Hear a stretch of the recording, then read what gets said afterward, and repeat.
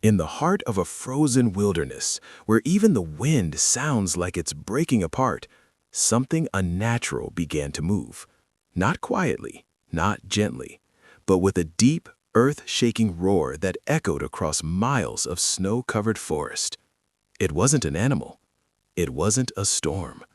It was something far more terrifying. A towering iron giant, a machine so powerful it could drag entire forests across frozen ground like they weighed nothing. At its peak, this beast pulled loads heavier than 30 elephants combined, crushing ice, snapping trees, and reshaping the land with every movement. Now imagine this. You're standing in that freezing silence, your breath turning to ice, your hands numb, and suddenly you feel the ground trembling beneath your feet. Would you run? Or would you stay and watch? Because the men who worked near this machine didn't always get a choice. They heard it before they saw it, a monstrous rhythm of clanking steel, hissing steam, and screaming cables cutting through the cold air. Then, through the swirling snow, it would appear, massive, unstoppable, almost alive. Some workers swore it had a personality, others believed it had a temper, and a few believed it was cursed. But here's the part no one talked about openly. This machine didn't just move timber. It changed everything around it. Forests disappeared, landscapes transformed, and sometimes people vanished too. So what kind of machine could survive temperatures that froze metal solid, yet keep moving like nothing could stop it? And more importantly, what was the real cost of controlling something this powerful? Because in this frozen world, one mistake didn't just mean failure. It meant you might not make it back alive. And this is the story of the iron leviathan that dared to challenge winter itself, and the hidden dangers that came with it. When people first saw it, they didn't call it a machine. They called it a monster. Towering over men like a moving fortress of steel, this steam-powered giant looked like something pulled straight out of a nightmare. Thick black smoke poured endlessly from its chimney, rising into the frozen sky like a warning signal.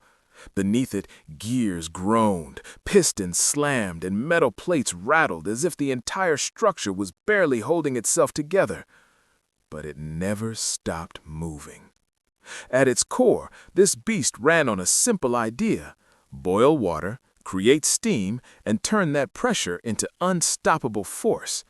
But what it did with that force was anything but simple. Massive steel cables stretched out from the machine like iron tentacles, wrapping around enormous logs buried deep in snow. With a deafening roar, the engine would pull, slow at first, then violently powerful, dragging entire trees across frozen ground as if they weighed nothing. No horses, no dozens of men, just one machine doing the work of hundreds. Workers often describe the sound as unforgettable, a mix of thunder, screaming metal, and hissing steam that never truly faded. Even when it paused, it felt like it was breathing, waiting, ready to strike again. And that's what made it so unsettling, because this wasn't just a tool you controlled. It felt like something you had to survive. Some workers even gave it nicknames: the Iron Beast, the Snow Devil, the Chain Monster, not out of humor, but out of respect and fear. But hidden beneath all that raw power was a dangerous truth. This machine wasn't built to protect the men working beside it. It was built to produce faster, heavier, more. And in a world where time was money and forests meant profit, safety became an afterthought. So the real question wasn't how powerful this machine was. The real question was, how long could humans stand next to something this unstoppable before it turned on them? From a distance, the iron giant looked unstoppable, like nothing in nature could slow it down. But up close, the truth was far more dangerous. Because this machine didn't just carry power, it carried pressure. Extreme, unpredictable, and constantly building pressure. The massive steel cables it used were stretched to their absolute limits every single day, Thick as a man's arm, they looked unbreakable, but under enough tension, even steel has a breaking point. And when it snapped, it didn't just fail, it exploded. The cable would whip through the air with terrifying speed, faster than the human eye could follow. In a split second, it could slice through trees, equipment, even people. Now, imagine standing just a few meters away, snow falling, wind howling, visibility near zero. Would you even realize what's happening before it's too late? That was the reality for the workers. But the danger didn't stop there. The freezing temperatures made everything worse. Metal became brittle, increasing the risk of sudden failure. Steam pressure inside the engine became unstable, sometimes rising too high without warning. One mistake, one delay in releasing pressure, and the entire machine could turn into a bomb. And then there was the terrain. Steep slopes covered in ice, frozen rivers hiding cracks beneath layers of snow, heavy logs dragging behind the machine, shifting unpredictably. One wrong angle, one small slip, and thousands of kilograms could come crashing down in seconds. So why didn't they stop? Why didn't they slow down? Because stopping meant losing time, and losing time meant losing money. And in that era, money came before safety. So the machine kept roaring, the cables kept tightening, the risks kept growing, and with every passing day, one question hung silently in the frozen air. Was it only a matter of time before something went horribly wrong? Behind the roar of the Iron Giant were men no one remembered. Men who woke before the sun, not to comfort, but to cold so brutal it burned their skin. Their breath froze in the air, their boots stiffened overnight, and every morning they stepped back into a world where survival itself felt uncertain. These weren't just workers. They were men standing inches away from danger every single day. Most of them had come from far away, immigrants, laborers, fathers, drawn by the promise of steady pay. But what they found was something else entirely. Long hours, endless snow, and a machine that could end their life in a heartbeat. Yet they stayed. Why? Because leaving wasn't an option. The camps they lived in were rough wooden shelters, barely strong enough to keep out the freezing wind. Nights were filled with exhaustion, not rest. Some men couldn't sleep, not because of the cold, but because of the sound. Even in the distance, the machine never truly went silent. It hissed, it groaned, it echoed through the forest like something alive. And over time, the men began to treat it that way. They spoke about it in low voices, gave it nicknames, watched its movements carefully as if trying to understand its mood. Because one thing became clear: when the machine was calm, work continued, but when something felt off, everyone felt it. Still, orders had to be followed. Supervisors pushed for more speed, more timber, more output. There was always pressure to do more, even if it meant stepping closer to danger, and sometimes too close. Accidents weren't always discussed openly. A man gone missing, an injury brushed aside. Work would pause, but only briefly. Then the machine would roar again. One worker once whispered a question that no one wanted to answer. Are we controlling this thing, or are we just trying to survive it? Because deep down, every man knew the truth. Out there in the frozen silence, the machine didn't care who lived or died. It started as an ordinary day in the frozen wilderness. Snowflakes drifted lazily through the pale winter sky, but the wind carried an edge of danger. The iron leviathan had already been moving timber for hours, its massive steel cables groaning under the weight of logs that seemed to defy gravity. Workers moved alongside it, their boots crunching in the icy snow, eyes constantly flicking between the machine and the treacherous terrain. Then, without warning, a deep, shattering crack split the air. It was the kind of sound that made men freeze mid-step, a sound that didn't belong to nature.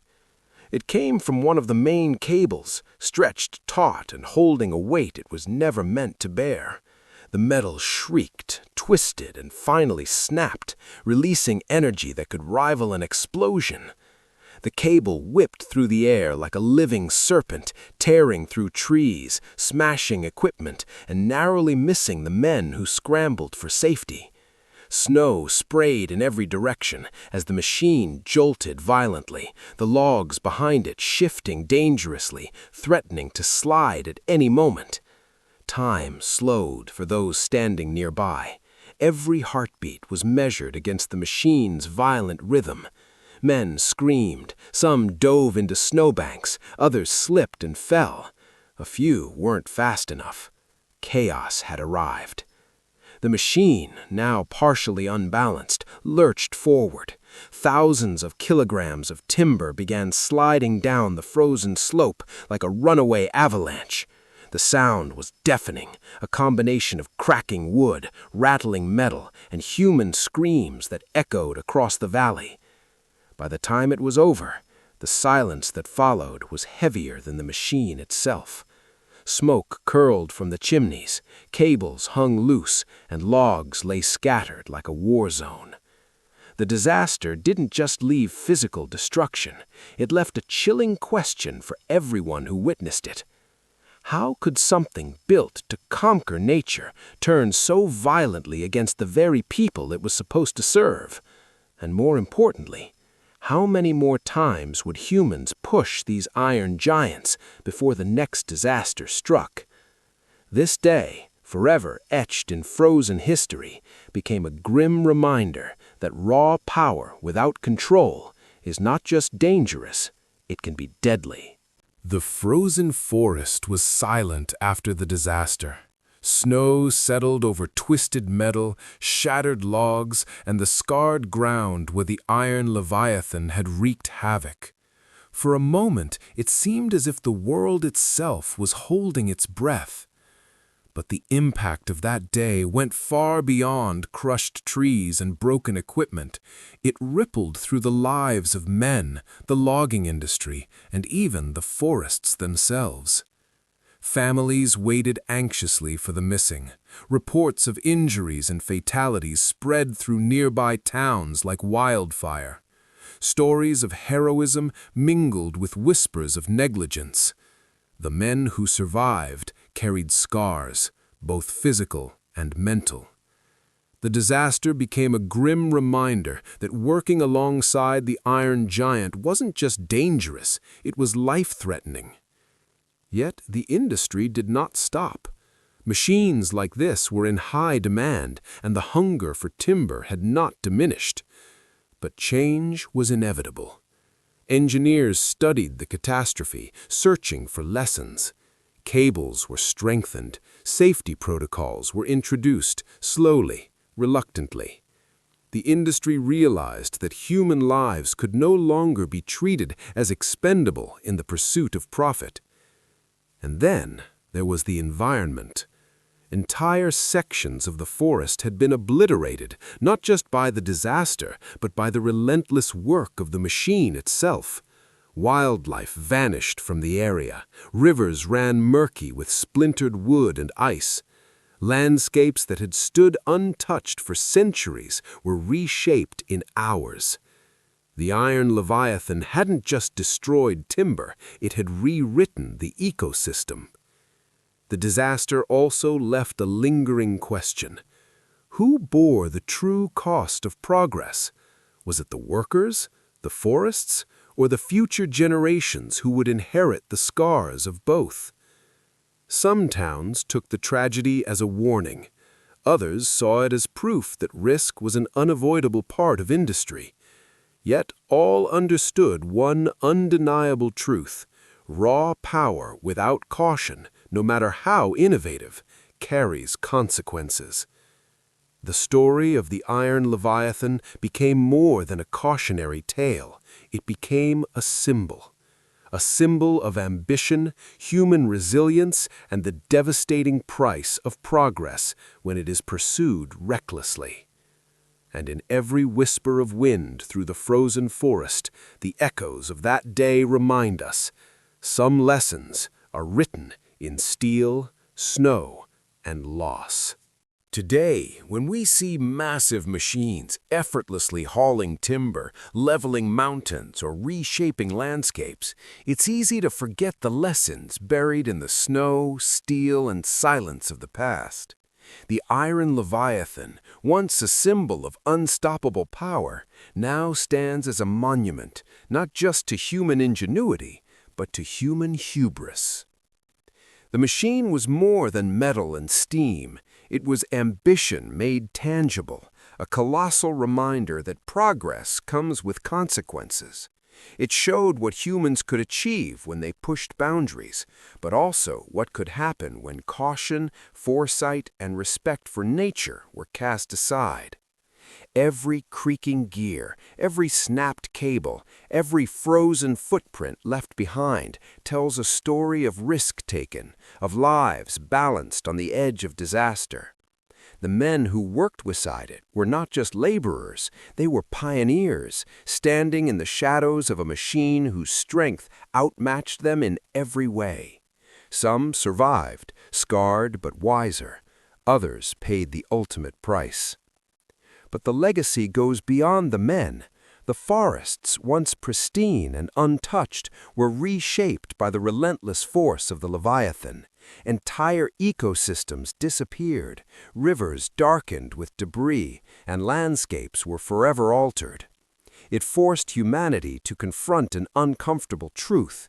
Technology may dominate nature, but it cannot undo the damage it causes. The lessons of the Leviathan shaped the future. Machines became safer. Regulations were introduced. Engineers learned that efficiency without accountability can turn brilliance into tragedy. Today's advancements are built on the sacrifices and mistakes of those early pioneers, both human and environmental. And yet, the story carries a warning. Power is seductive. Ambition is relentless. If we forget the lessons of the Iron Leviathan, we risk repeating history on an even larger scale. So, when we marvel at the machines of today, we must ask, are we controlling the force, or is the force controlling us? Because the true legacy of the Iron Leviathan is not the forests it felled or the timber it moved. It is the reminder that human achievement, however magnificent, must always be tempered with responsibility, foresight, and respect. Some stories echo forever, whispering warnings in the wind, in the steel, and in the frozen forests of memory.